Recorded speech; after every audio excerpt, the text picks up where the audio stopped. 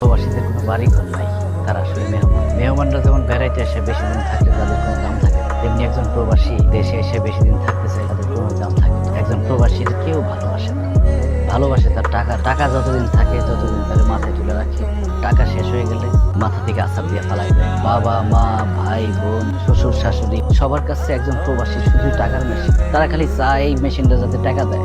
কিন্তু একজন প্রবাসীরও যে মন আছে এটা কেউ বুঝতে চায় না। আমি কোনো বাদশার বড় কোম্পানিতে চাকরি করে আমি তোমাকে সবাই মিশা কথা বলছি। আসলে আমি মরুভূমিতে উঠ চড়াইতাম। মরুভূমিতে এত গরম, কোনো সুস্থ স্বাভাবিক মানুষের পক্ষে 1 মিনিট দাঁড়ায় থাকা সম্ভব না। দিনের পর দিন কত কষ্ট করে টাকা কামাইছি, পানি খাওয়ার জায়গা থাকতো না। মাঝে মধ্যে মনে হইতো জানটা বাইর হয়ে যাইব, অনেক দূরে যাইতে হইতো পানি খাই। বেশি দূরে চলে গেলে মাঝে মধ্যে ফিরতে ফিরতে রাত হয়ে যাইতো, বালির মধ্যে ঘুমায় থাকা লাগতো। কখনো খাইয়া কখনো না খাই, দিন রাত এক করে কষ্ট করে টাকা কামাইছি, দেশে পাঠাইছি। বিদেশে তো সবসময় মালিকের অপমান অবহেলা ধমক